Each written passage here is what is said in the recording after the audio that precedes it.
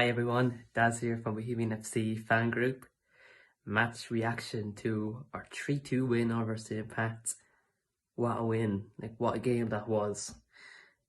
We got lucky getting the goal just before half time. It was 44th minute. George Kelly got a low driven shot into the goals. That got us going. This game was very flat in the first half. Neither team was really in it. Pats were more or less more into than we are, but it was very flat and it was not really going for us for 20 minutes. And then the second half went and God, we were a different team. We were much, much better all around the field. Talbot had a very good game. He made some very important saves again, and just collectively all around, we were very good. The lads in the wings were very good. Burt was excellent again. Wilson was really, really good again. His free kick was amazing. 25 yards out, top bins, quality stuff. Pat's got 2 red cards in the games. Birmingham and Desmond got red cards each, so they were down to 9 men and they still managed to score.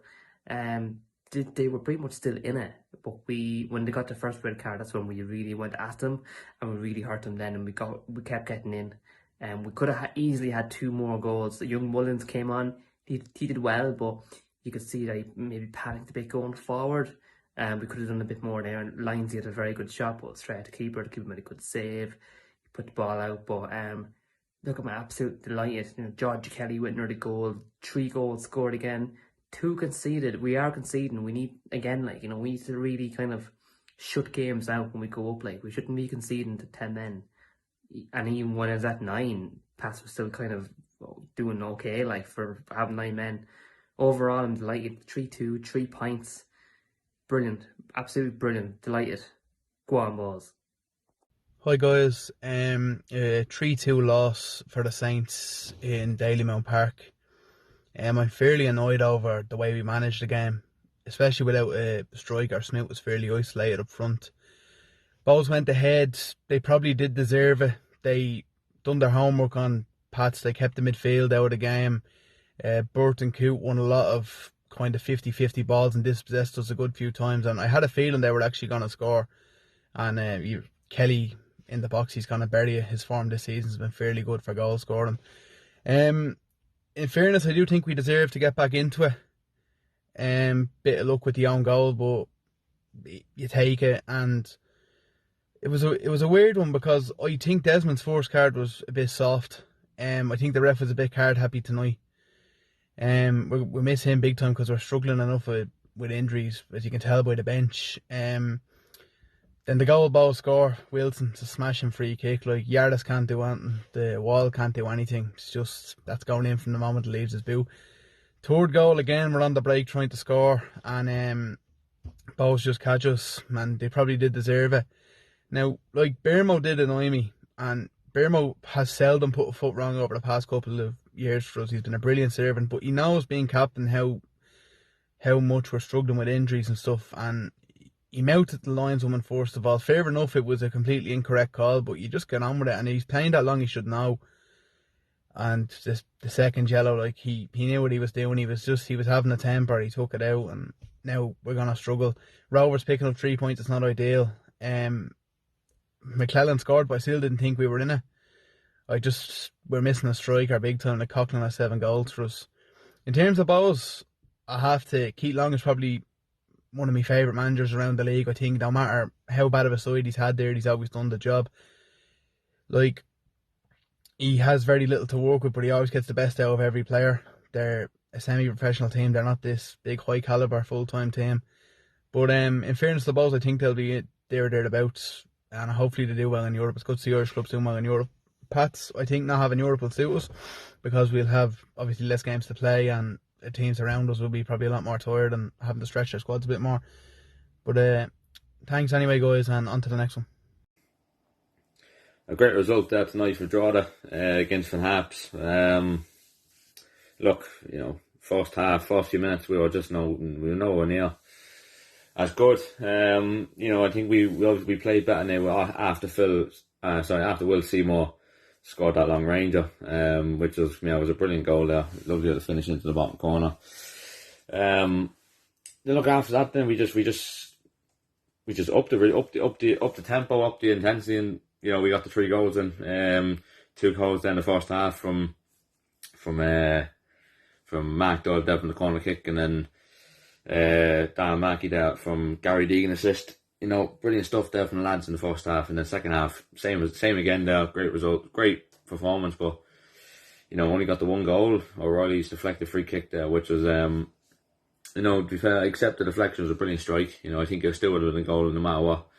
So brilliant enough for us there tonight. I think just keep getting them results there, keep getting the wins or draws. Depends on who we're playing. If we're playing against a team, let's say like Pats or Rovers or Sligo, just hopefully get a win or draw. And then obviously the teams that, let's say, for Harps and Walford and Longford, try and get the win against them. Obviously, that's the way it works. And look, you can't. Every player tonight was brilliant. I think Daniel O'Reilly was probably the man of the match. He was brilliant at the back.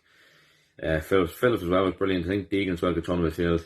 He was very good tonight. So look, another big game now next weekend, and looking forward to it.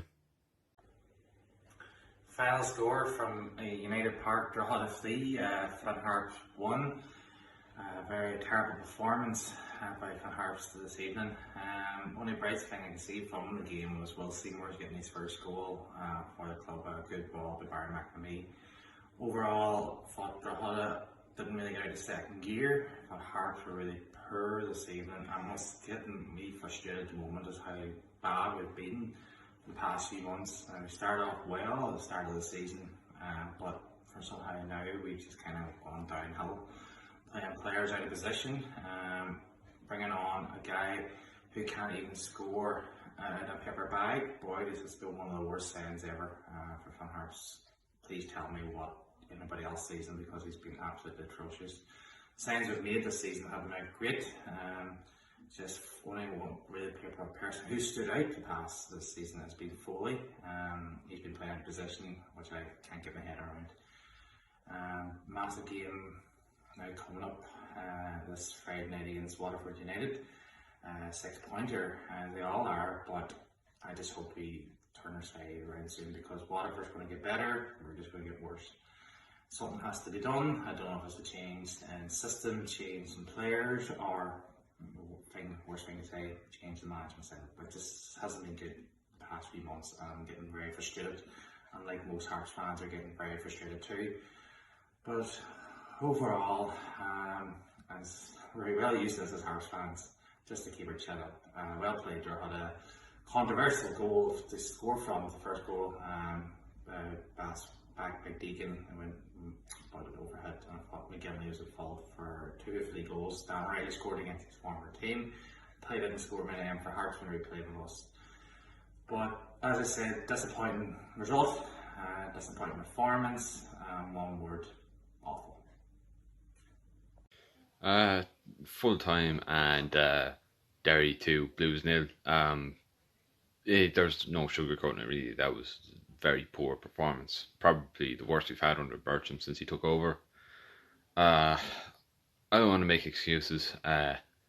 He was very flat all game. It showed some improvement in the second half. But really, there was never any doubt. I think once Derry got the goal that they were going to lose their lead. I know the plastic pitch plays some part in it, but that's only so much. We won there under Sheedy and Newell, so I seriously doubt whether or not that's a good enough excuse. I suppose the only positive for tonight is that other results went our way. Finn Harps lost, and we play them at Finn Park next Friday. Now, we never win against them, and the pessimist inside me says we're going to lose again thanks to something scrappy. But look, hopefully we change that. Hey guys, it's Philly here reporting on Shamrock Rovers 3, Dundalk 1. Well, I tell you one thing, as you can see from the smile on my face, we were brilliant tonight. Completely dominated the game. Dundalk had the goal, they went ahead, but completely against the run of play, and I thought they had that other chance where Manus has made the save of the season. I don't think it'll be topped. It was an incredible save. Header off the line from 6 yards out. I don't know how he's kept it out. It's just incredible goalkeeping, to be fair. Rovers completely dominated though. As soon as that goal went in and they had that chance, Rovers woke up, and 2 goals in the first half, 2 wonderful goals from outside the box. Abidi didn't have a bad game tonight. He was just beaten by exceptional quality when it came to the finishing. It's the first time I actually looked at him tonight and thought he didn't look bad. Like, he looked like a decent keeper. Although you can see the three, you can question that. But as I said, there was no fault to him for any of the goals. It's just really, really good finishing. And yeah, he looked okay tonight. Look, Rovers need to put this result into perspective. It's a really, really strong performance against the Dundalk side that have came into this now with 7 points from the last 9 available. So yeah, we have to be delighted with it, because again, they're one of the top teams in the division, and we've went and put them to bed tonight quite easily. And yeah, look, I suppose we just need to bring this into next week.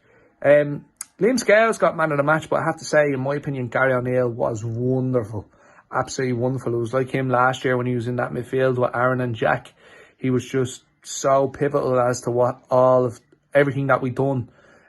He was the person that kind of held it together, and I think he did that again tonight for the first time in a while. So hopefully he can bring that into next week now, and hopefully all the Rovers players can, and we can keep pushing on. Results have obviously went our way this weekend. Obviously with Sligo still to play, hopefully that is another result that might go away, and fingers crossed there'll be a gap come the end of the week and all of a sudden we look favourites again. So you never know with this league, but I'm thoroughly enjoying it, and obviously great result tonight. So yeah, keep on hooping, lads, and we'll see you next time. Alright guys, just after watching Dundalk FC versus the FAI, fucking robbed, absolute shit, fucking bastards. How could the fucking let that no penalty? How the fuck's that no penalty? It was a fucking penalty, not fair. Fair me, you holy dozy little cunt. Fucking stupid bastards. Couldn't referee a fucking under 12s game. Oh my god. How? And then your man Dundalk player getting kicked in the head, no fucking red card for that one. Absolute bollocks. Me fucking whole, it's disgraceful. Absolute shocking refereeing. Shit ref, ruined the game. Rovers are going to win the league because the FAI just wanted to fucking win it. That's all. Hi Keith, not long finished watching Cork City and Treaty. Cork City are about as frustrating. I can't even describe how it's like as frustrating as, like, I don't know, like being told at the start of the week by your missus that you're going to get your hole on a Friday, and comes Friday and she fucks off with her friends. That's how frustrating Cork City are to watch. Like, if this makes sense, Treaty didn't win the game tonight, City lost it. Like, I missed the game last week, but it seems to be the same problem over and over again. Just these stupid mistakes. Like, they gave away 2 penalties. The boys took a shot. There was a corner. The ball rebounded from outside the box in the first half, and like City players went out to block it. And sure, like, they should know themselves. Like, you can't put your hands anywhere near it. And it's not even. It's just ball to hand. No, it's not even. You know, they're just given these days. And you know, you just concede it in or whatever. Then they equalised through closing down, which was good by Benny O'Brien with Marsh there. He done well, and then they go 2-1 up just before the break. Was it? Yeah. He equalised, he done well, and then they went 2-1 up before the break from closing down. I was like, great, going into the break 2-1. This is fantastic. Then the boys, they give away another penalty. The same problem again, straight at the start of the second half. Like, the one time in any, it doesn't matter. You don't even have to be a football brain to understand. Don't give away a goal at the start of a second half. It doesn't matter what the score is in a match. Do not concede for the first 5, 10, 15 minutes. Just don't concede goals. No, so they give away a goal fucking 2 minutes into the game, whatever, like, into the second half. And it's like, I don't know, like, and then, like, the third goal then, like, mother of fucking hell. This fella there takes a shot from about 25 yards, and it wasn't even a hard shot. And fucking McNulty went down to save it, and, like, wait till you see it. Like, genuinely, wait till you see it. The ball went straight up over his hands into the goal. Like, it's like if he was lying on the ground reading a book or something. He had no interest in saving the fucking ball. Stupid goal to give away. Like, they're saying, right, City had 2 penalty opportunities, they're saying, there in the last 10 or 15 minutes in the game. But that's not the point. You have to go and do the job yourself. To mind trying to hope that something will turn up, or a bobble or a handball, or you're taking on the box. Win the game yourself. Like Treaty, like City had most of the ball tonight, and Treaty waited to catch City on the counter, and that's what they done. And like technically, Treaty weren't a lot better than Cork City. They just were more intelligent. Again, just, you know, I keep saying it week in, week out. You know, just the simple passing. You know, when to give the ball, when to hold on to the ball, when to release the ball. All these little things, like Treaty done that tonight. They didn't play great. They weren't technically outstanding. Like, to be fair, alright, that fellow O'Hanlon up front, I think is his name. Like, he done really well up front from them. They took him off, which surprised me, because he was giving City a lot of trouble. He's a big young fella. He got the 2 penalties, I think, and they took him off. And I was kind of surprised, because I was saying, fuck it, he looks like the fella would have gone and get a winner from, if anything, even if they were to get a break a ball or anything. But like you have to go into the dressing room after the game, and like, you know, there's like, fellas need to speak up in the dressing room. It's not good enough. Like, you can't keep making the same mistakes every week. You're training every day of the week, and you're making the same mistakes every week. Cop the fuck on, like these aren't like, they're not huge mistakes. They're simple mistakes. Small things, passing the ball to the right fella, passing the ball 5 or 6 yards, and they can't do it. They can't pass to their own players. Like, I don't know. I don't, like, I can't fathom it. Like, I can't figure out. Like, Colin Healy was probably one of the best passers of the ball I've ever seen. Never lost the ball, always was in control. And then, like, he's coming up to this then, and he's seeing the lads, like, they can't pass the ball 5 or 6 yards. These are fellas that have been paid to play. They're being paid to play soccer every week, and they're training every day of the week, and they can't fucking pass the ball. Like, what the fuck, like? I don't know. I think there needs to be something done. You know, these are just stupid mistakes being made. Anyway, look, that's the way it is, and there's a lot of work to do at that club, and they're going to be, like I'm saying, a week in, week out, they're going to be down there for a long time unless something radically changes. That's my rant over anyway. Thanks, Keith. Just finished here in the Carlisle. Bray Rangers 2, Cobh Ramblers 1 in the SSC Artricity League First Division. Again, Bray dominated for large periods, but they actually went behind to an Ian Turner header midway through the first half. This goal actually looked a mile offside, and the Bray players let the linesman and the referee know, but it was ultimately given. You could visibly see it was offside. He headed the ball to the net from about 8 yards, but he was a good possibly 3 yards ahead of the Bray defence when he headed it. Bray deservedly equalised before half time. Richard Farrell broke, played the ball down the left to Dylan Burnett, who squared to Joe Doyle, and Joe finished to make it 1-1. 1-1 at half time. And Bray came out like they did in the first half. They came out in the second half and dominated possession. Joe Doyle got second of the game. He seems to be on streaks like that. He either goes a couple of games without goal, or he'll score 2 in a game, and he scored again for Bray.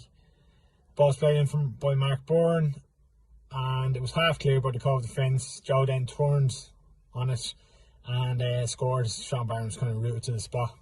Again, Bray deserved to go in front. They deserved to win the game.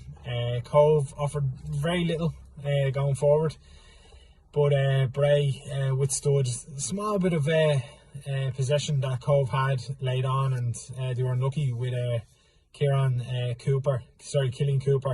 He had a shot at Brian Maher, but was parried.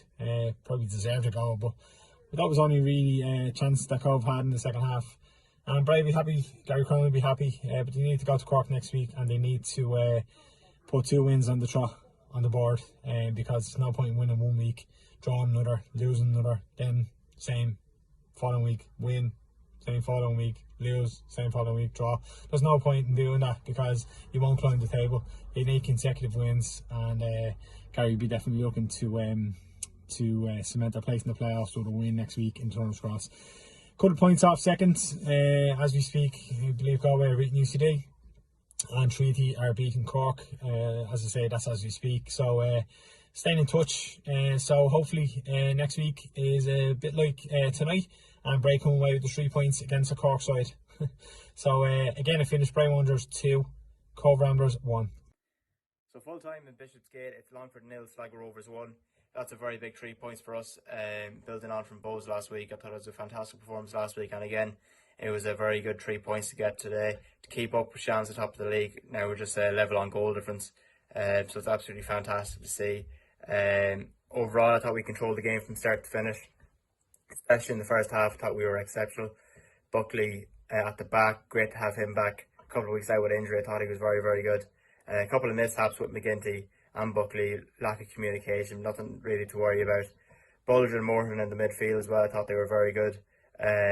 Controlled the ball quite well, controlled the game, and I thought controlled the tempo as well of the game, kind of dictating the play. Morton as well, I thought was absolutely superb. Really driving forward, he's great controlling the ball, and he's nice tidy passing as well. We took the lead with a Gibson penalty. It was well worked. Gibson, great ball into Parks, thought it was a fantastic touch to take past the centre back, and then he got taken down, and luckily we got the penalty. It was a very tidy finish from Gibson as well, sent the keeper the wrong way, and there's a nice tidy finish into the corner. The only kind of downside of the first half is McGinty going off injured. Not 100% sure what that is. I think it could be his knee. Hopefully not too serious, but I thought when Luke McNicholas came on, I thought he was fantastic. Dealt with everything that came his way. Looked very commanding in the box as well, and that's what you need from a keeper, especially that young of age as well. I thought he was very commanding. It was very good to see, especially for a backup keeper. Second half as well, I thought it was very good. Longford, to be fair to them, they did come into it kind of the 60-minute mark, kind of tested a bit more, but nothing really that would worry the Sligo backline anyway. Arnold's had a couple of chances again, but I thought he kind of faded out in the end. We had a good few chances as well. I thought Ryan DeVries again looked a bit sharp tonight. Parks as well, looking sharper than he has in the last couple of weeks. He did miss a one-on-one. It was a great chance just to nearly seal the game off. 1v1 versus Stacey, and just hits the crossbar. It's very unfortunate not to go in. He should be finishing that in my opinion. And you know, it kind of leaves us a bit nervy for the rest of the game. But overall, I thought we dealt with everything that came our way.